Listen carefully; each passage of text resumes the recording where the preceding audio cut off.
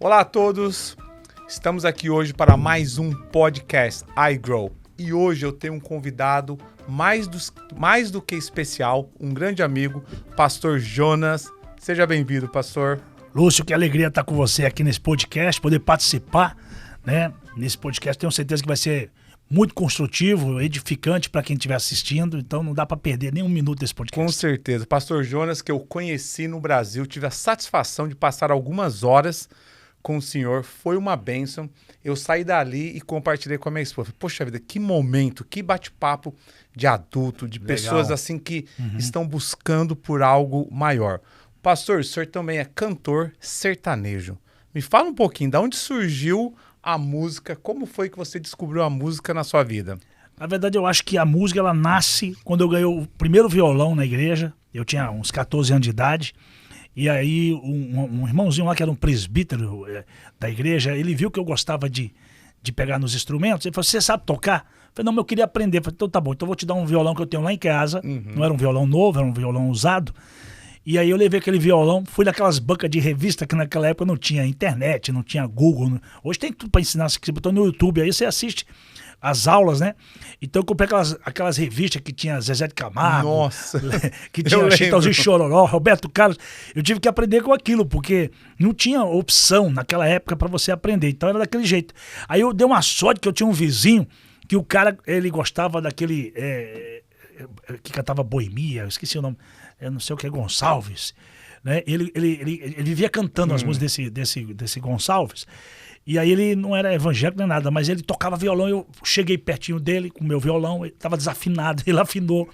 Você quer aprender mesmo? Então tá bom, então toda segunda-feira você vem aqui em casa. Uau, isso o senhor tinha quanto? 14. 14. Aí eu comecei a aprender. Ó, não vou chamar senhor não, vou falar você. Você, vamos embora. O senhor tá quantos anos? Você tá quantos anos? 44. Eu sou mais velho que você, só 2 anos. Então pronto, né? Você. E aí eu ia toda segunda-feira na casa dele, 2 meses apenas, ali ele já viu que eu tinha mais ou menos o jeito. E aí eu comecei a tocar na igreja. Eu tocava, é engraçado porque os bons músicos tocam no domingo, né? Aqueles que são top, né? Classe A, camisa 10. Os mais ou menos fica dia de semana. Então eu ia no culto da oração, do ciclo de oração, na Assembleia de Deus, na igreja. E a gente não ensaiava, aquelas irmãs começavam a cantar, você saía caçando a nota, né? Tum, tum, tum, tum, tum, saía caçando. Tentando acompanhar. Até achar. Eu não sei como é que acontecia aquilo, cara, mas acabava dando certo, o culto era uma benção, o fogo descia. E as irmãzinhas no final falavam assim, não falta não, tá, meu filho? Toda terça-feira. Vem. E naquele momento, já era algo que você via como paixão na sua vida? O que você enxergava naquele momento? Não, eu sempre gostei demais de música, né? Sempre gostei. O meu pai também tocava violão. Meu pai eu perdi ele muito cedo, mas ele também tocava violão. Eu sou de uma família de músicos. Eu não sei se você sabe, eu tenho uma história interessante. Isso conta minha avó, já morreu minha avózinha. Mas ela dizia o seguinte, que o bisavô do Leandro Leonardo, e o meu bisavô, eles eram irmãos. E aí eles brigaram, teve uma situação de dinheiro, e um foi para um canto, outro foi para outro. E aí minha avó falou, a tia não sei quem, que a gente no Nordeste tem aquele negócio, fala assim, Didinha de Zequinha, Lucinha de Naldinho, essas coisas assim, né? Então foi que ela falou, olha, eles eram irmãos. Então a música tá na veia da família toda. Desde a parte do meu pai, na parte da minha mãe, e eu sempre gostei de música. Mas a minha chamada mesmo ministerial é a palavra, é o pastorado. Muito bom. Isso foi o que desenvolveu mais forte na minha vida. Agora, a questão da música, você acredita que é um dom? Ou quem não tem talvez o dom ou o talento, ele consegue desenvolver isso? O dom é algo dado por Deus, né? Você tem um dom na vida para algo, você já nasce com aquilo. Talento, você pode criar vários talentos numa faculdade, você pode criar vários talentos numa escola. Agora, você pode ter gente que tem o talento para aquilo, porque aprendeu com aquilo, mas não amar. Então eu digo que quando você tem o dom, você ama o que faz. Você ama o que faz. O cara vive por aquilo.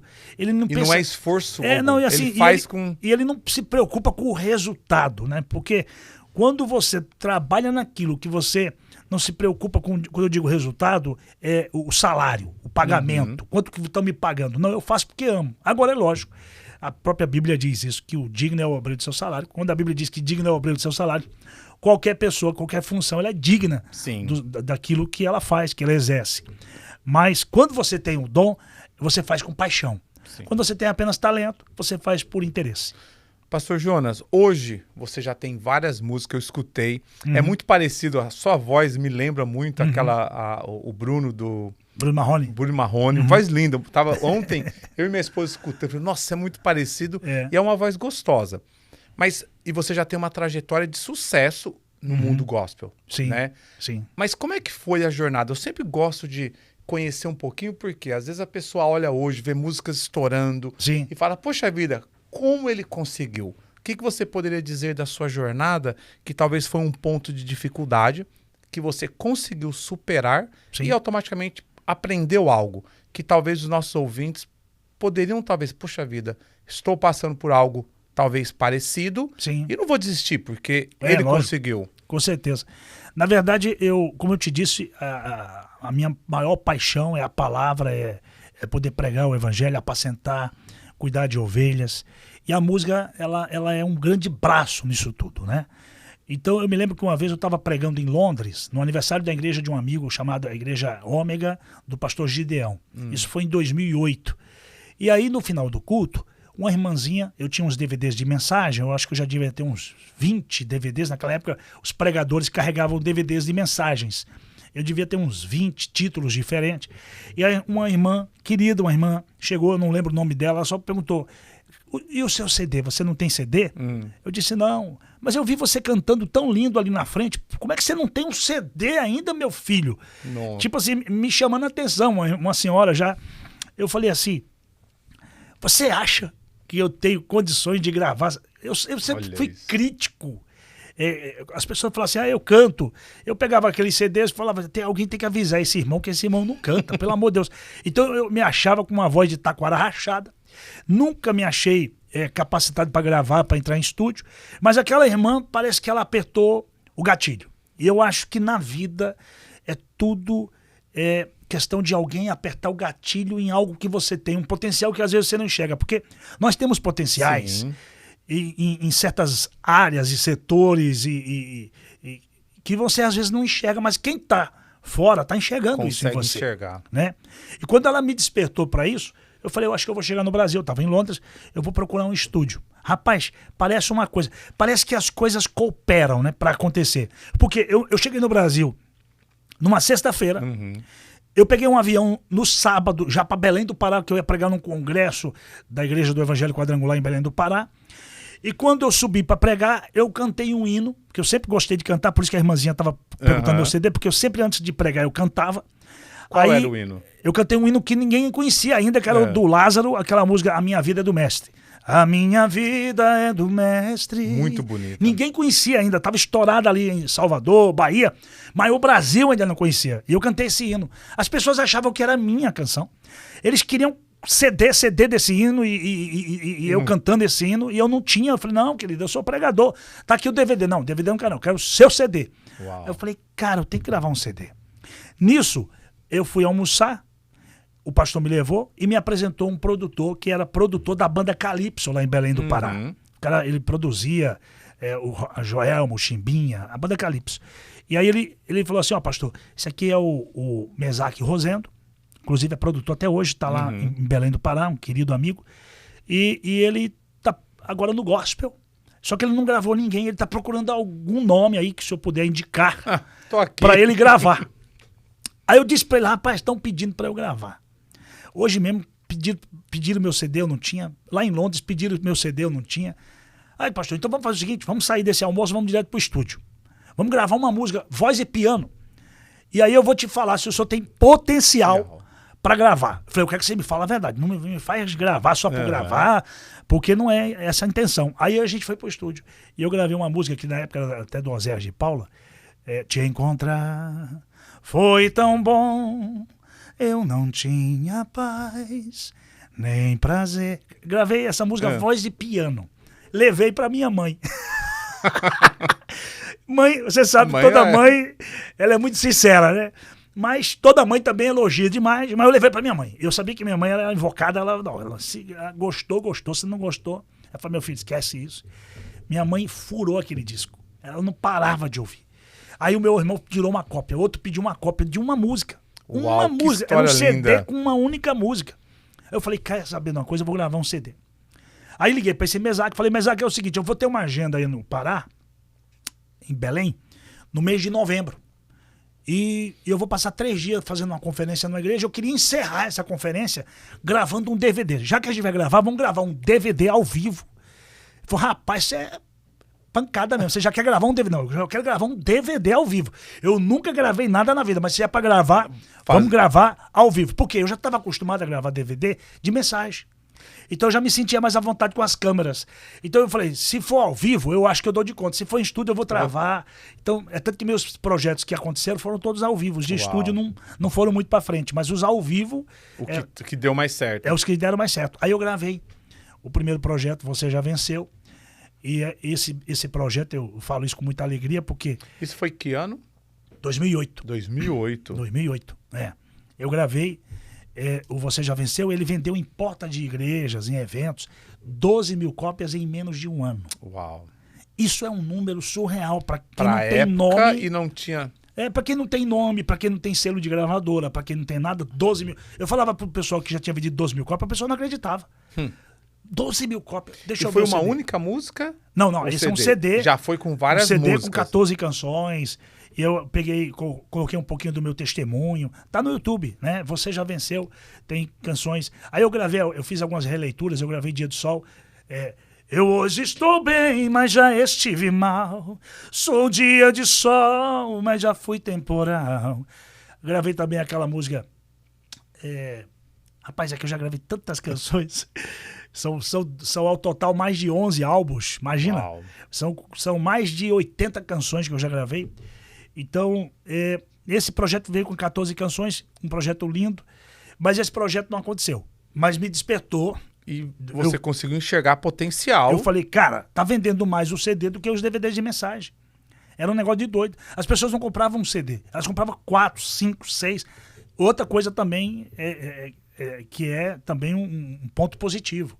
As pessoas não chegam a comprar um CD por misericórdia. Deixa eu levar um CD para ajudar o irmãozinho e tal. Não, eu quero 4. Porque eu quero dar pra alguém. Eu quero dar pra alguém. Me dá 5. Me dá 3. E aí, gravei o segundo, gravei o terceiro. No terceiro, bum! Estourou. Fui pra Som Livre. A Som Livre foi fazer um evento, a Globo, Festival Promessa em Minas Gerais. Fez uma pesquisa de campo, porque tudo da Globo é pesquisa. E aí o meu nome estava em primeiro lugar há 6 meses. Uma música, Deus Vai Te Honrar, em primeiro lugar, estourado em Belo Horizonte. Aí o pessoal falou, tem que procurar esse Jonas. Ele é de alguma gravadora? Não. De onde ele é? Não. Ele tem site? Não. Pelo amor de Deus, vamos achar esse moço. Aí acharam um amigo meu que me contactou. E aí já fizemos site, já fizemos tudo. Te prepara, porque agora você vai para uma Som Livre da vida. Você tem que agora... Foi quando eu realmente me distanciei do pregador. Aí o pregador, realmente ali, eu falei, vou dar uma pausa. Não que eu vou deixar de pregar, mas nos lugares agora eu vou ser convidado para cantar. Então agora eu vou dar mais ênfase. E assim foram 10 anos direto. Só música, shows, maiores eventos do Brasil. Aqui nos Estados Unidos eu devo ter vindo aqui mais de 10 vezes. Uma coisa de doido. E você acredita que a música abriu portas para hoje, pro seu ministério? Sim, com certeza. Porque aí o nome chegou, né? E aí com o nome você chega com os produtos. Você veja, você vai num Carrefour, chegou o nome, mas lá tem os produtos lá dentro. Sim. Então chega o nome, chega os produtos. Eu digo um produto no bom sentido da palavra, mas aí as pessoas... Rapaz, ele é pastor de igreja. Ele também prega. Poxa, o pastor é uma benção. Aí as pessoas começaram a despertar para o ministério no todo, né? Então, graças a Deus, Deus tem nos dado essa bênção de ter esses dons, esses talentos, não só da palavra, mas da música. E não só da música e da palavra, mas também do pastoreio, porque parece que é a mesma coisa e não é. Despertou, né? Você, numa jornada de 10 anos, música, show, ao ponto de falar, quer saber, agora eu preciso voltar a pastorear. E automaticamente teve que diminuir a quantidade de shows. Continua fazendo ainda, mas teve que diminuir. O que talvez te moveu ali ou te motivou a falar, não, chega, agora é uma nova fase? Veja bem, minha mãe dizia e minha avó também dizia, cada função seus espinhos, né? Cada emprego tem, seu ofício tem também seus espinhos. Então, a distância da família, isso pesou muito. Eu vivia viajando, eu cheguei a passar 2 meses longe de casa. Uau. Quando eu passei 2 meses longe de casa, e aí eu tive uma conversa, jantando com um pastor amigo nosso, o pastor Lorival Pereira, que inclusive é lá de Belém também.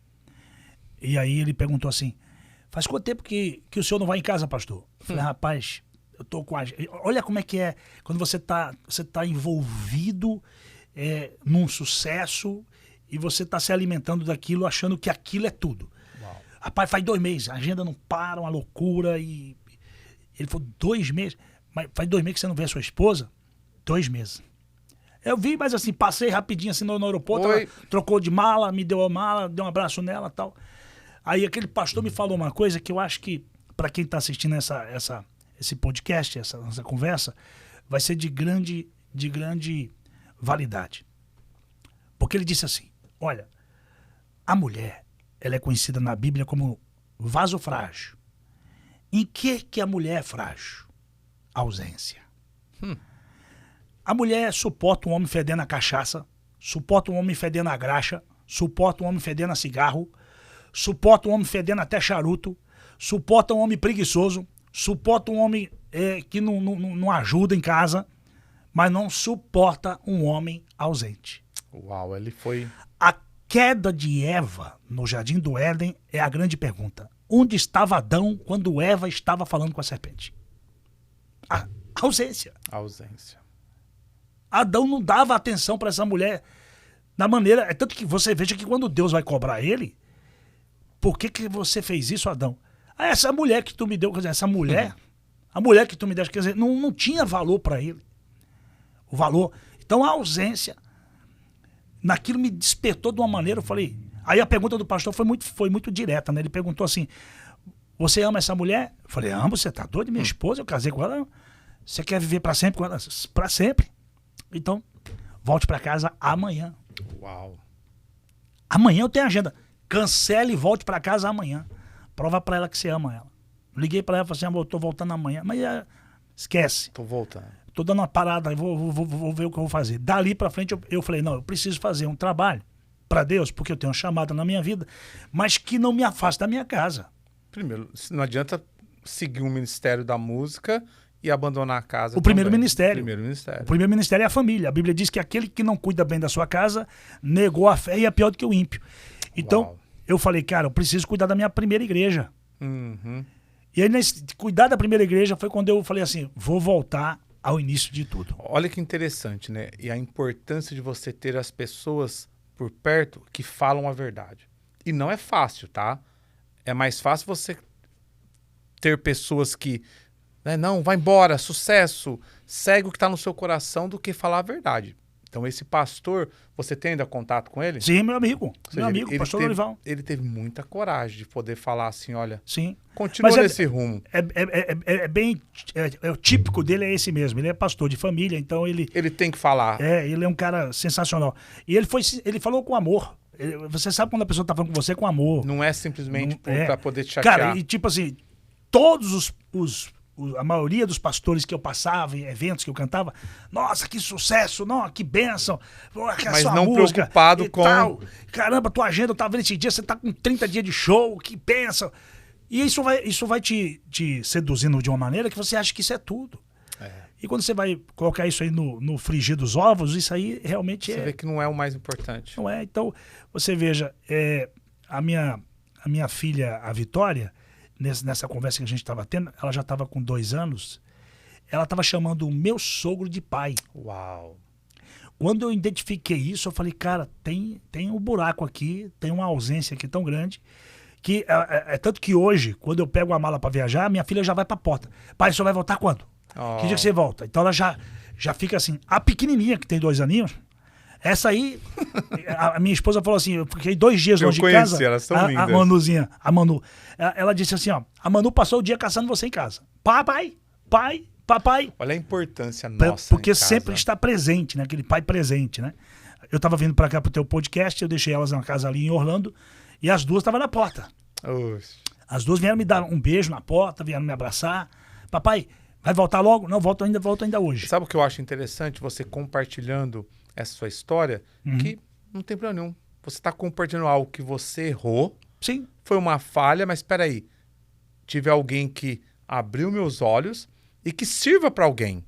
Positivo. Né? Porque geralmente, ainda mais na posição de uma pessoa que, querendo ou não, tem a fama, é pastor, e às vezes nós queremos colocar o pastor ou alguém famoso numa posição que não erra.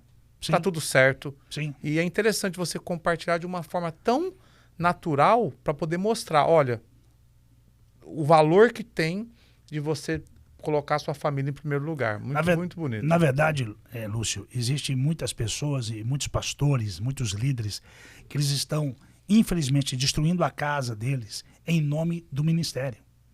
Sendo que o primeiro ministério é a família. É a família. Eu não tenho dificuldade nenhuma de abrir meu coração e testemunhar isso aqui, porque para mim isso me salvou. Mudou a sua vida. Sabe? Eu me pergunto, se eu tivesse... Cara, eu já tinha comprado o ônibus do Luan Santana, porque a gente não tinha... A nossa casa era o ônibus. Vivia dentro do ônibus, vivia dentro de avião, vivia...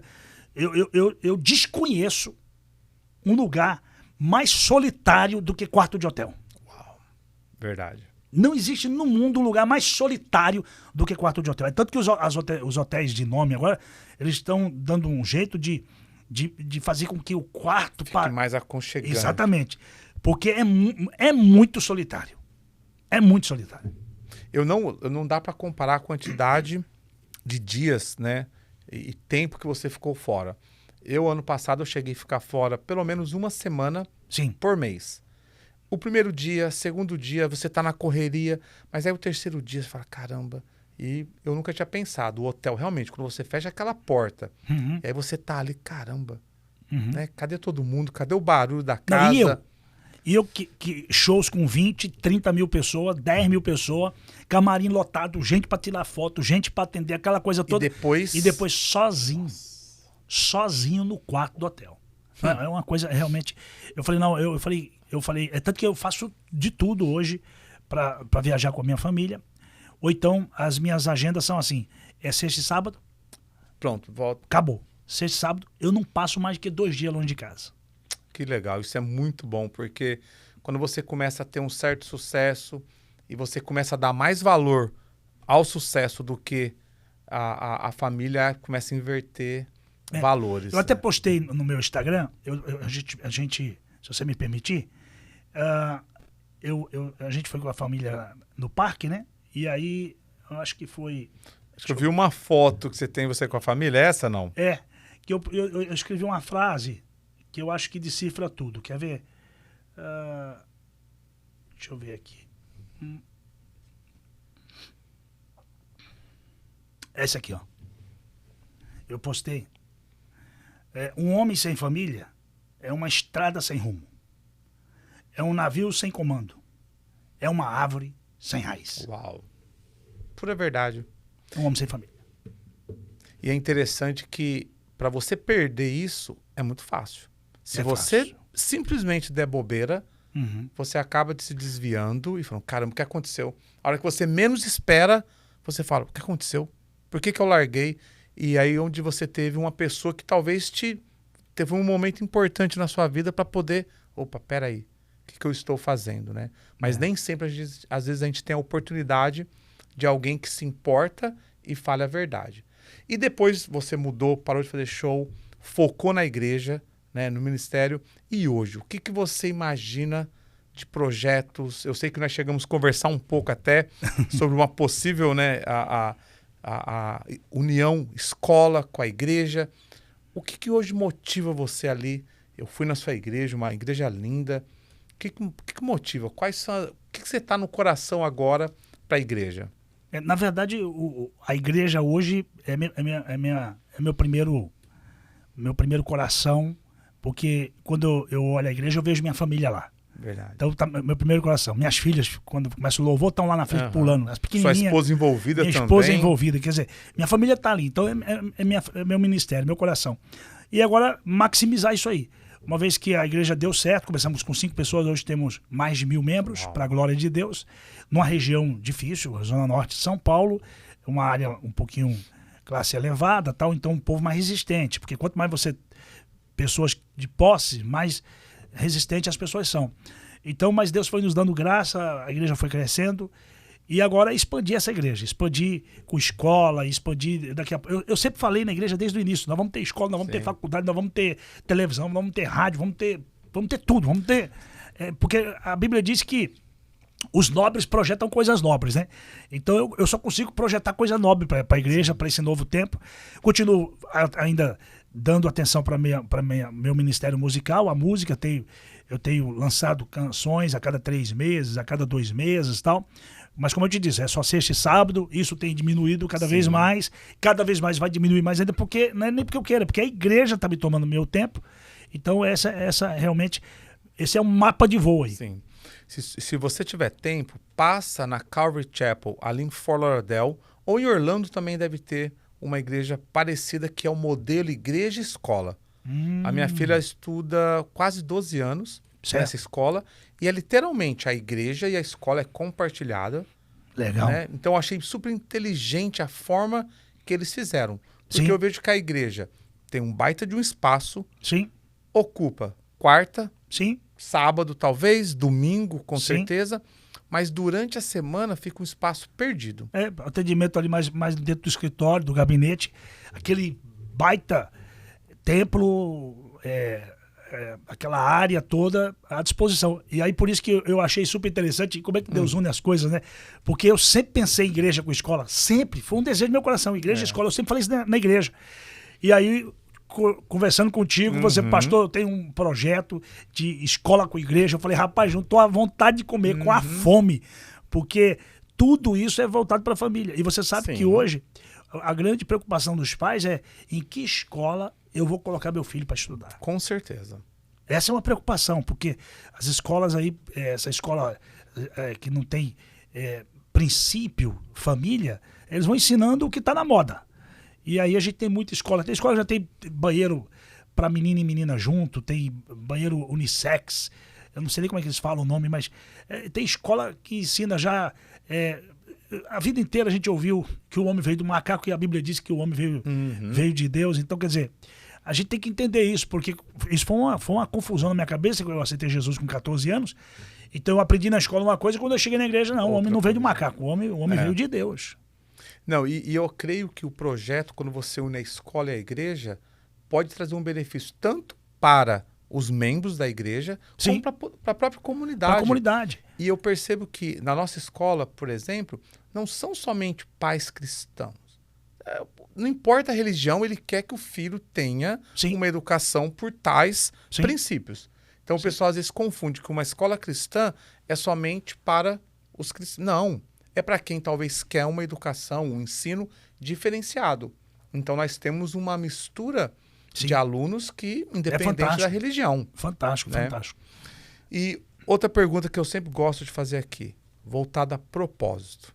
Né? Por muitos anos eu sempre escuto as pessoas falando, puxa vida, qual que é o seu propósito? Eu também, desde pequeno na igreja e na escola dominical já falavam, olha, você tem que encontrar o seu propósito que Deus preparou para você. Propósito, para você hoje, na sua vida, você tem ele definido? O que você acredita quando alguém fala de propósito? Eu já preguei uma vez uma mensagem que você me lembrou dela agora. Eu disse que os 2 dias mais importantes da vida do homem é o dia que ele nasce e o dia que ele descobre para que nasceu. Quando você descobrir para que você nasceu, aí tudo vai fazer sentido. Essa tal de crise existencial, sabe? De onde eu vim, quem eu sou, para onde eu vou, isso some. E como é que você descobre para que você nasceu? É só você buscar em Deus. Se você buscar em Deus, ele tem a resposta. Ele é a resposta, ele é a porta, ele é tudo. Lembra daquela mulher samaritana indo buscar água no poço? Ela chega ali, veja, como mais um dia na vida dela. E assim muitas pessoas vão vivendo mais um dia das suas vidas até ter um encontro real como ela teve. Ela chega ali para pegar água daquele poço. Jesus despediu os discípulos porque sabia que ia haver um encontro dele com ela ali. Jesus era judeu, ela samaritana, religiosa, mas não sabia qual era o propósito da vida dela. Haja vista que ela era tão vazia que ela já estava no sexto casamento, e aquele sexto homem, ainda ela não era o dela, porque não preenchia aquele vazio. Então, o que você chama de propósito, eu chamo de descoberta. Descobrir o porquê que eu estou aqui. Por que que eu nasci? Por que eu nasci? Eu existo para quê? Por exemplo, olha, eu fui ontem lá no parque da Disney. Eu comentei com a minha esposa, talvez poucas pessoas devem ter pensado nisso. Eu falei, tem noção quantas famílias esse Walt Disney mudou com emprego, com trabalho? Até a cidade ele prosperou. O cara tem 2 olhos igual eu, tem 2 ouvidos, tinha 2 ouvidos igual eu, tinha uma boca igual eu. O cara simplesmente acreditou. Fez um ratinho lá, um Mickey Mouse, e falou, com isso aqui eu vou eternizar na história, levando alegria. Esse cara nasceu para isso. Esse cara nasceu para isso aí. Tá, mas vou voltar um pouquinho, por quê? Por mais que essa busca é em Deus, eu vejo que, eu vou tirar até por mim mesmo. Sim. Eu demorei anos e anos. Hoje eu posso falar para você que eu não vou nem falar que eu encontrei o meu propósito. Eu vou falar que eu estou mais perto do meu propósito e vou falar que eu entendo que o propósito final, ele é cheio de fases. Sim. Então, enquanto antes eu buscava o meu propósito final, me doía. Caramba, qual que é o meu propósito? Depois que eu entendi e eu me alinhei mais próximo do meu propósito e que eu entendi e eu dividi ele em fases, parece que hoje eu estou vivendo esta fase do meu propósito. Eu não sei qual é a próxima, mas eu tenho que cumprir essa para que Deus fala, sabe? Próxima fase agora é essa aqui. Não, fantástico. Aí eu pego e vou terminar. Fantástico. Aí eu pego. Próxima fase. Você sabe que isso é bíblico, né? É bíblico, porque Jesus fala assim para os discípulos, eu vos falo por parábolas. Propósito dividido em fase. Vai chegar o dia que eu vou falar abertamente. Interessante. Você sabe que isso que você falou é muito profundo, meu Deus do céu. Você pegou o teu propósito, dividiu em fases. Eu dividi porque... E aí você vai trabalhando... Me aliviou. Step by step. Porque eu ficava pensando... Um degrau de cada vez. Meu propósito. Aí me doía, porque eu não sei. Quando eu dividi em partes, me deu aquele consolo. E a carga também acaba... Diminui. Aí eu falei, quer saber? O que eu estou vivendo hoje, o que eu acho interessante é que eu fiz quase que uma linha. Meu propósito está aqui. Certo. E o Lúcio estava aqui. Certo. Apontando para esse lado. Quando eu peguei e apontei para esse lado, sim, que eu senti aquele... Sabe aquele vazio diminuindo? Caramba, eu sei que eu tô dentro do meu propósito, mas eu não enxergava o final. Aí acho que foi o que eu pensei. Nem sabia, né? Nem comparei biblicamente, mas eu simplesmente falei, quer saber? Eu vou viver a fase de agora. O resto não importa. Eu sei que Deus vai, de uma forma ou outra, ele vai conectar. Completamente pastor, alinhado com a palavra. Deus tem conectado incrivelmente. Se o meu propósito é estar aqui hoje fazendo podcast, é porque ele já estava preparando para me participar de outra coisa. Sim. É incrível como a vida parece que vai ficando mais suave. É assim que eu vejo. Eu tô vivendo mais suave. Sim. Sabe? Aquela luta no braço. Sim, eu quase que vou diminuindo, começo a confiar mais em Deus e as coisas vão acontecendo. É que matematicamente você dividiu 10 em 10. Vamos lá. 1, 2, 3. E a Bíblia fala que Deus trabalha dessa maneira. Você veja, existe a primeira aliança, existe a segunda aliança, e nós vamos entrar na terceira aliança. Ele vai dividindo em fases. Então, você veja, a Bíblia, a gente sempre falou que Deus criou o mundo em 6 dias, né? Mas isso não é verdade. Deus não criou o mundo em 6 dias, Deus criou o mundo em 5. Porque teve um dia, que é o segundo dia, que ele não cria nada. Ele tirou essa carga de cima das costas dele. Você entendeu? Porque eu não sou obrigado a criar todo dia. Eu tenho que organizar o que eu já criei. Sim. Então, o texto diz que no segundo dia, ele só faz uma coisa. Ele separa as águas de cima das águas de baixo. Uau. Já estava criadas as águas. Ele não criou nada, ele só reorganizou. O que acontece? As pessoas... O que você fez foi fantástico. Você dividiu sua vida, você organizou, realinhou. Entendeu? Eu não sou obrigado todo dia a ter o resultado final, não. Exato, senão você não aguenta. Então você fez o quê? Peraí, eu vou tirar aqui agora esse tempo para me organizar o que eu já fiz. Bom, legal? Agora vamos pro segundo. O segundo dia ele não cria nada. É tanto que todos os dias que ele cria, ele dizia, e o texto dizia, e viu Deus que era bom. No segundo dia ele não cria nada, essa palavra não aparece. No segundo dia só fala assim, e isso foi. E isso foi. Entendeu? A gente tem que entender que tem um dia que acabou, é só isso mesmo. Não precisa criar nada, não precisa se esforçar para nada. É só isso. Dividiu as águas de baixo com as águas de cima. Agora, já no terceiro dia, a palavra e viu Deus que era bom aparece 2 vezes. Também é o único dia que aparece 2 vezes, eu não sei se você sabe, é por isso que o judeu casa na terça. Não sabia. Porque o casamento é um negócio tão difícil. Judeu é estratégico, né? O casamento é um negócio tão difícil que precisa ser bom 2 vezes. Tem que ser bom a mulher e o marido, entende? Tá certo. Então o que acontece? No terceiro dia, a palavra e viu Deus que era bom aparece 2 vezes. Incrível. Mas no segundo dia ele não cria nada, ele se organiza. Então é perfeito demais. Dentro disso que você fala de propósito, eu descobri para que eu fui criado.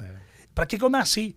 Eu nasci só para criar? Não, eu nasci também para dar uma pausa, para me realinhar, me reorganizar, para ver onde eu errei, olhar pelo retrovisor, ver o que eu acerto, o que eu acertei de menos, o que eu acertei de mais, e o que eu não acertei e o que eu errei. E reconhecer. Eu quero... bom, nós não vamos nos ver no Brasil, mas eu quero deixar um livro lá. Sim. Vou deixar talvez com o nosso amigo, nosso apóstolo. Nossa, me fugiu o nome. O Pedro. Com Pedro. E essa minha jornada de mudança acabou se tornando um livro, onde ficou pronto agora, né? Que legal. E o nome foi Autogestação. E por que eu coloquei autogestação? Porque eu comecei num questionamento comigo mesmo, Sim. perguntando, caramba, cadê o meu propósito? Caramba, por que você faz isso? E fiquei me questionando tanto, e Deus foi tendo misericórdia, eu fui começando a me conhecer. Então, quando eu comecei a me conhecer, eu falei, caramba, Lúcio, você é muito ruim aqui. Cara, reconhece, você é muito ruim. Mas, ao mesmo tempo, eu comecei a ver, cara, você é muito bom aqui. Deus te deu esse dom, Deus te deu esse talento. O que você está fazendo com ele? Mas melhor que tudo isso é você ter essa autocrítica, né, Não, cara? Que às vezes falta no ser humano, essa autocrítica. Isso, quando alguém me pergunta, Lúcio, o que foi melhor para você? Reconhecer. Parar de me preocupar com o que o fulano está pensando de mim. Exatamente. Parar de querer esconder pontos ruins. Porque, lógico, você não tem que se expor para todos. Mas você querer se esconder de você mesmo é impossível. De você mesmo e Deus, esquece. Porque eu lembro quando eu parava para poder refletir, eu falava, Lúcio, ficava aquela conversa. Eu falo para minha esposa que é o Lúcio conversando com outro Lúcio. Um Lúcio sem máscara, que é como Deus vê, tá ali, ó. Eu sei quem você é. E o Lúcio que você tá vendo aqui, que limita o que ele quer falar para você. Mas é tão gostoso, porque quando eu comecei a ser um pouco mais vulnerável, eu comecei a entender, cara, que gostoso eu poder falar que eu sou ruim aqui. Que gostoso poder falar que eu não sou bom aqui. E eu tentava ser bom. Aí parece que as coisas vão ficando mais suaves. E aí é onde eu comecei a chegar mais próximo do meu propósito. Porque eu acho que eu comecei a identificar mesmo bom, ruim. Ruim eu tiro, coloco alguém para fazer. O bom eu começo a explorar mais. Aí você começa a se conhecer. Então, quando você se conhece, você fala, caramba, sou um bom cantor. Sou um bom pastor. Eu consigo tocar na vida das pessoas através da música, através da palavra. E você começa a viver mais suave. Aí eu falo que depois de... Poxa, eu tenho 44. Pensa que até meus 43 eu não conseguia responder nada relacionado a propósito. Eu falava, tô vendo. Talvez é isso. É ganhar dinheiro. É ser empresário. E aí foi quando eu coloquei isso aqui nessa caneca que eu mandei fazer, que foi transformando vidas através de negócios. Porque eu descobri que Deus me deu uma habilidade para negócios e eu também gosto de ajudar pessoas. E até então, como eu não me conhecia, eu não conseguia unir os dois, eu achava que era besteira. Um não tinha nada a ver com o outro. Aí você se conhece, você fala, não, isso aqui funciona assim. Aí você começa a viver mais em direção do seu propósito. Uau! Interessante, né? Fantástico. Transformando vidas através de negócios. Deus me deu, assim, é interessante, quando você não se conhece, você não consegue nem aceitar que Deus te deu algo. Porque eu não aceitava, achava que era... Hoje não, hoje eu sei, Deus me deu uma habilidade de fazer negócio. E aí? Você vai fazer o quê? Deus te deu a habilidade de cantar e pastorear. O que você vai fazer com isso? Vai guardar? Então, para mim, foi um desafio, quase que... Às vezes a minha mãe falou isso uma vez para mim, a minha esposa uma vez também falou, poxa, você devia fazer alguma coisa da vida, só cantar, pregar e ficar pastoreando a igreja. Mais que isso, né? Eu falei, caramba, mas é o que eu amo fazer, é o que eu sei fazer. Agora, o que é o grande propósito da vida? A grande sacada da vida é fazer o que você ama. Acabou. Se você faz o que você ama, você não trabalha nem um dia. É suave, né? O dia parece suave. que... O dia passa que é uma benção. Eu tenho prazer. Aquele quadradinho ali, ou o altar, ou o palco, ali... E eu estive lá. E eu vi claramente nos seus olhos a alegria que você estava ali dentro. Bora, vamos lá, vamos tomar um café. Então, é gostoso, porque eu, quando vou investir em alguma pessoa ou fazer algum negócio, eu gosto de conversar, mas eu fico prestando atenção nos olhos da pessoa. Quando ela toca em algum assunto que os olhos mudam, eu falo, opa, aí tem alguma coisa que mexeu aqui dentro e refletiu nos olhos. Ela tem paixão aí. Aí eu começo a entender para falar, poxa vida, essa pessoa vai dar certo aqui, simplesmente porque ela tem paixão. Quando tem paixão, dá certo, não tem como. Eu ouvi uma frase dentro do que você está falando, daquele José Roberto Marques, que ele eu até postei esses dias, quanto mais eu me conheço, mais eu me curo, né? Então, quanto mais eu conheço aquilo que eu tenho paixão, mais eu me curo. Quanto mais me conheço, mais eu me curo. É o que você estava falando, você acabou se conhecendo. A sua conversa do Lúcio com o Lúcio é se conhecendo. Vamos lá, Lúcio, vamos lá, nu e cru aqui, qual é a conversa? É interessante que parece uma conversa de doido, né? Mas eu literalmente tive que colocar um Lúcio para conversar comigo, porque... e uma conversa dura, né? Eu falo que essa conversinha de passar a mão, tá tudo certo, é para quem não quer crescer. Pra quem não quer crescer. Então eu sempre falo, pessoal, Lúcio, o que você fez que você começou a fazer? Comecei a ser honesto comigo mesmo. E comecei a me confrontar, na verdade. Cara, chega de ser tonto. Você vai querer, né, ficar aí do jeito que você tá? Beleza. Não espera mudanças. E você sabe que a raiz da criação do homem é o domínio, é o crescimento. Olha a bênção de Deus, as 3 grandes bênçãos para o homem quando ele finalmente criou o homem, estabeleceu ele no jardim, disse o que para ele? Agora crescei, multiplicai e dominai. É tudo crescendo. Deus quer... O homem tem que crescer. Eu acho que a natureza nossa é natureza. Essa coisa de a gente sempre querer mais, não tem defeito nenhum nisso. Deus não tem problema em dar dinheiro para ninguém, Deus não tem problema em dar riqueza para ninguém e crescimento para ninguém, porque Deus criou o homem para isso. Deus criou o homem para crescer, multiplicar e dominar. Uau. O homem foi criado com essa natureza. Nossa, se a gente entrar nessa parte aí, dá outro podcast. Dá outro podcast. Mas é para isso que o homem foi criado. Uau. Olha, eu estou muito feliz, você não tem ideia, a satisfação de poder ter você aqui. Como eu te disse, o dia que eu conheci você foi em São Paulo. Para mim foi um dia marcante. Você conseguiu mexer com os meus pensamentos. Eu gosto quando eu converso com alguém, ainda mais agora que a pessoa lança algo, até porque eu fico muito atento. Eu penso que quando você está em crescimento, a sua mente, você acaba acostumando a sua mente a pegar pontos, né? Eu anotei alguns pontos aqui que depois eu quero refletir. Então você fica atento. Peraí, o que ele falou? Me confrontou em algo, o que eu posso mudar? E naquele dia você conseguiu fazer isso comigo, então foi um dia super especial. Mas foi legal. Né? Foi muito bom. Mas você também não é uma pessoa difícil de conversar, você é fácil. A gente vai conversando, a gente vai... Aqui, ping-pong aqui já passou... Não, já estamos no final, quase uma hora já. Ping-pong você mandou... Eu tô trocando um ping-pong com você. Eu tô aprendendo contigo e ao mesmo tempo também você tá aprendendo, isso é legal. E os nossos queridos amigos que estão assistindo o podcast, estão todo mundo sendo alimentado com toda essa experiência, essa bagagem. Mas veja quantas coisas a gente falou aqui. A gente falou de família, falamos de projeto, falamos de sonhos, de propósito, falamos de tudo. Mas a grande sacada da vida é paixão. Se você tem paixão no que você faz, vai dar certo. Com certeza. Pastor, estamos chegando no final. Se o senhor quiser deixar uma mensagem para os nossos ouvintes, fica à vontade. Amém. Passou tão rápido, né? Passou rápido. Nossa, agora eu olhei aqui. Falei, gente, poxa, que alegria estar aqui nesse podcast com meu querido amigo Lúcio e falar para vocês que não desista jamais daquilo que ferve dentro de você. Não desista jamais daquilo que mexe com você, daquilo que tira teu fôlego, daquilo que alegra tua alma por dentro, aquilo que é tua paixão. Não desista disso. Mesmo que isso hoje não dê resultado financeiro, mesmo que isso hoje não traga retorno, fique tranquilo.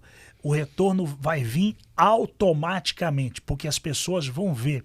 Eu me lembro quando um dia eu comprei uma trufa de uma senhora que estava vendendo na rua, e quando eu comi aquele chocolate, eu falei, que delícia, que chocolate é esse? Ela disse, eu amo fazer chocolate, eu amo fazer isso aqui. Então, a minha alegria não é nem a venda, é ver alguém comendo. Então, eu acho que esse é o grande propósito da vida, é ver alguém se alimentando daquilo que você nasceu para ser nessa terra. Não, fantástico. E eu sempre, quando alguém me pergunta, Lúcio, como é que foi a sua jornada, né, nos Estados Unidos? O que talvez te ajudou a crescer? Cheguei aqui com, né, pouco dinheiro, igual muitas pessoas. Mas eu sempre gravo, eu coloco, né, eu até coloquei aqui, ó, PMMGGH. E o primeiro vem o que você falou, P de paixão. Então, quando eu chegava num lugar, não importava que não era o que eu gostaria de fazer, paixão. Porque quando você faz com paixão, você entrega o quê? Mais. É automático. Aí eu coloquei o mais, M, faça melhor. G, seja grato. O outro G, seja generoso. E o H, honra. Então, quando eu falo, pessoal, a combinação que eu vejo da minha história são princípios, poucos princípios, mas o P de paixão. Porque onde eu entrava, o pessoal sentia a diferença. Caramba, quem que era menino? Cheguei aqui com 19, 20 anos. O que ele me tá fazendo? Por que ele chega mais cedo? Por que ele faz dando risada? Não é porque talvez eu queria entregar jornal 3 horas da manhã.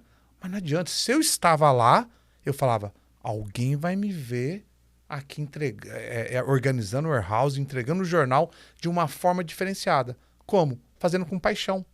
E foi assim que Deus foi abrindo portas, criando oportunidades.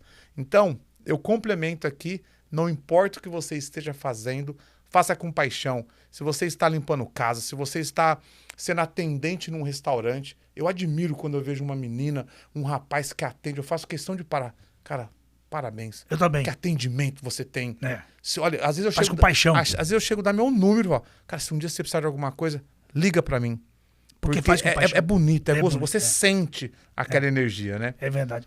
Você colocou esses números, essas letras aí, assim, por você mesmo, assim, foi P? Sim.